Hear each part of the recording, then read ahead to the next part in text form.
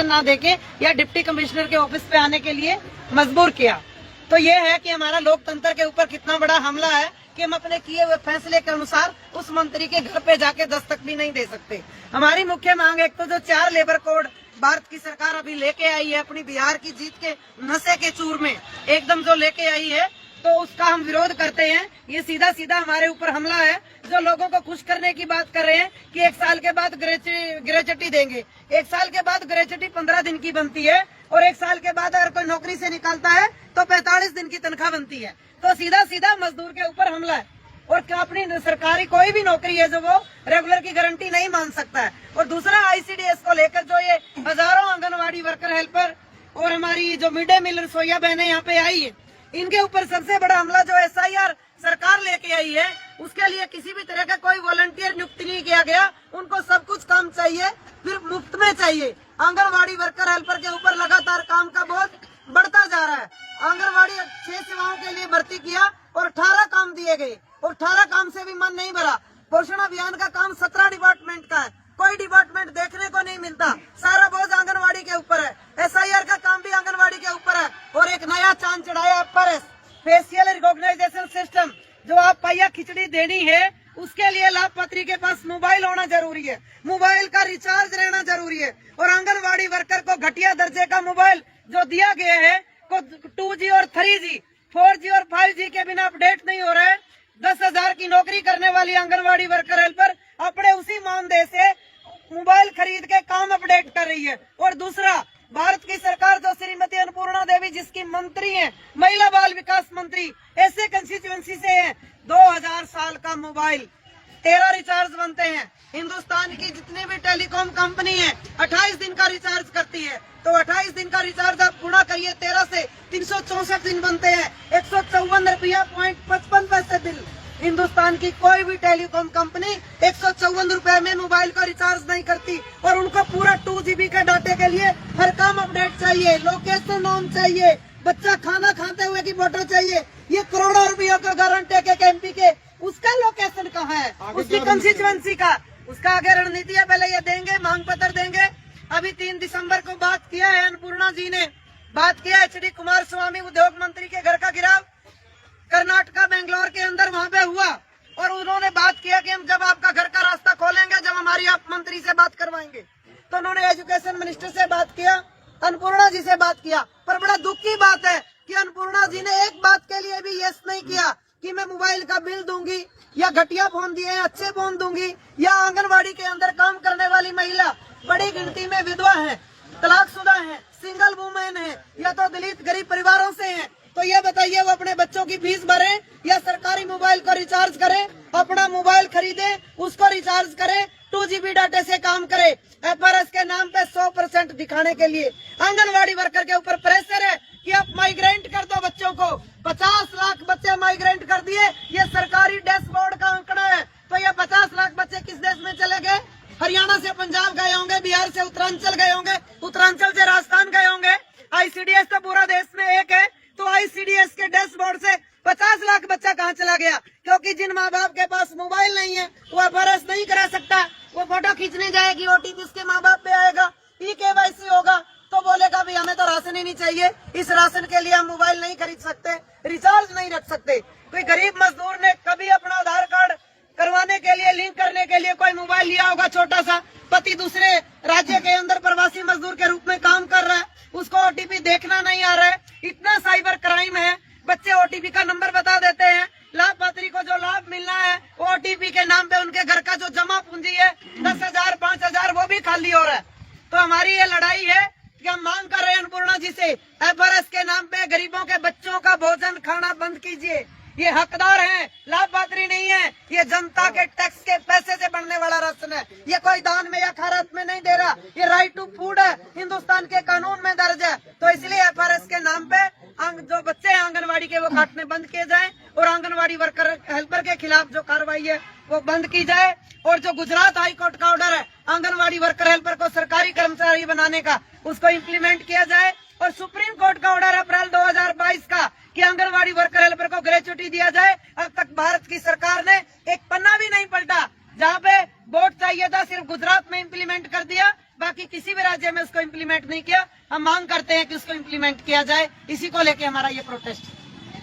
4 labour कानून जो नए लागू किए गए हैं उसके बारे में बता दीजिए जनता को, क्या है 4 लेबर? ये तो बताए अभी आपको।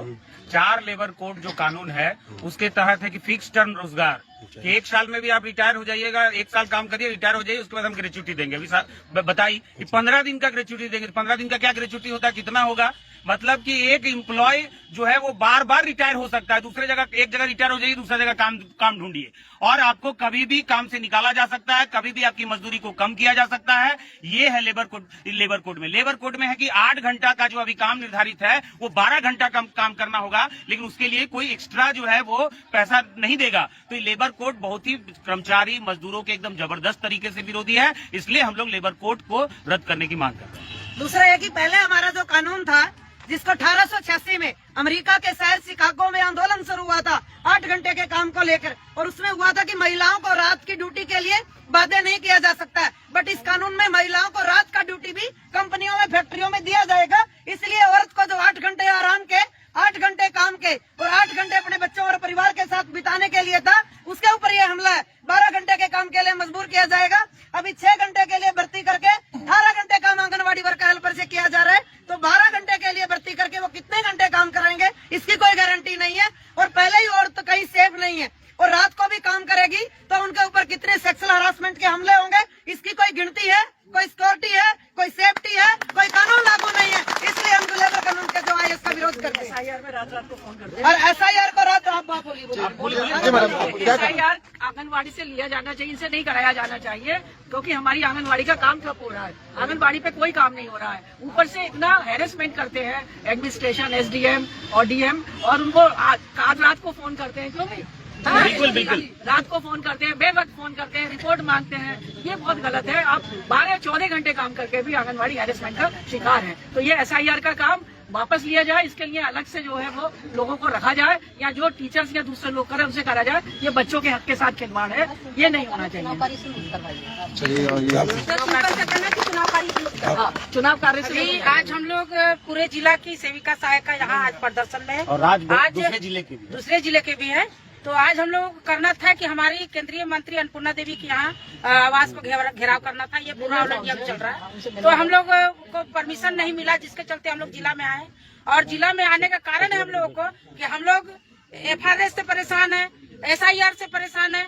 हम खोज रहे हैं लाभार्थी BLO, हम BLO खोज रहे हैं मतदाता को, मतदाता खोज रहे हैं अपने अपने माता पिता को। अब बच्चे हमारे आंगनबाड़ी के बच्चे खोज रहे हैं आंगनबाड़ी मैडम को। तो सोचिए आप कहाँ तक बनता है कि हम लोग आंगनबाड़ी छोड़कर और अपने काम BLO का काम से जाए। तो हम सरकार से यही रिक्वेस्ट करते हैं कि BLO के काम से हम लोग को मुक्त किया जाए। हम लोग सिर्फ आंगनबाड़ी में जितना भी काम होगा हम लोग करेंगे, लेकिन हम लोग को BLO से मुक्त किया जाए।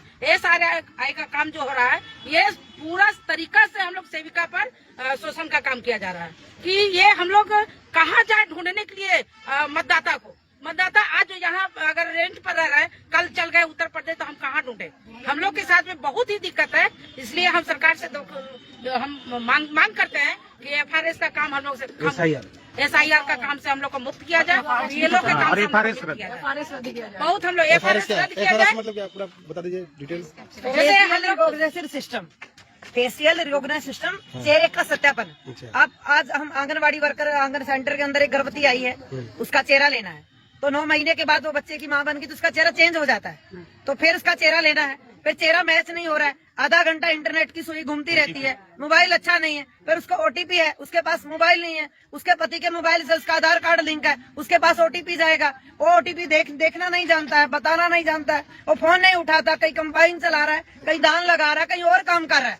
तो जब तक उसका चेहरे का सत्यापन तब होगा तब OTP मिलेगा, OTP तब होगा जब आपका फोन रिचार्ज होगा, और आंगनवाड़ी वर्कर को राशन जब मिलेगा जब उसका पूरा ही KYC कंप्लीट होगा, नहीं तो उसके लिए दोषी आंगनवाड़ी वर्कर होगा, जबकि दोषी तो गवर्नमेंट है।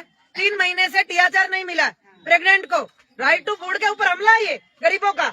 आप चेहरे के सत्यापन के लिए आपका चेहरा मैच नहीं हो रहा है, आपका FRS नहीं हो रहा है, और बार बार आप चेहरे का सत्यापन करवा रहे हैं, तो ये गलत है।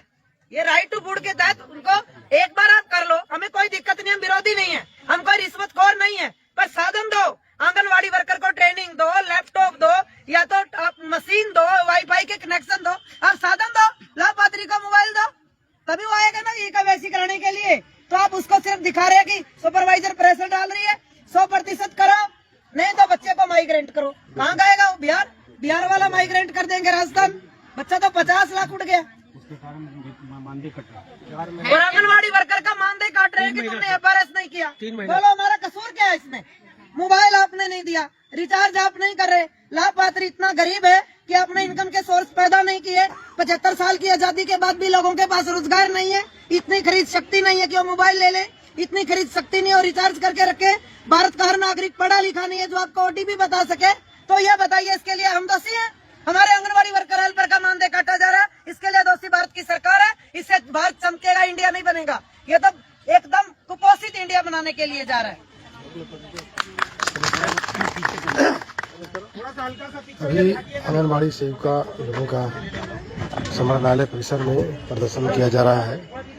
इनकी मांगे हैं कि सरकार BLO के कार्य से इन्हें मुक्त करे, क्योंकि आंगनबाड़ी में बच्चों का पढ़ाना इस कारण से बहुत ज़्यादा प्रभावित हो जा रहा है। बच्चों को पढ़ा नहीं पा रही हैं और 6 घंटे का ड्यूटी इन लोगों को देना है और अभी 14 से 15 घंटा ड्यूटी इन लोगों को लिया जा रहा है। बहुत सारी मांगे हैं। 4 लेबर कोड कानून जो सरकार ने यहाँ लागू किए हैं, वो भी इनकी मांग है कि वो सरकार खत्म करे, क्योंकि लेबर के अधिकारों का हनन किया जा रहा है। आइए देखते हैं आगे और क्या इनकी मांगे हैं, मैं जानने की कोशिश कर रहा हूँ। जिस दिन ये तय करके आएंगे उस दिन ये लोग खड़े रह जाएंगे। हमने डाक बंगला को 4 घंटे जाम किया। तो गणेश दा बोला दीदी ये तो कभी नहीं हुआ, आज हो गया, आगे भी होगा। तय करके आएंगे, जाएगा।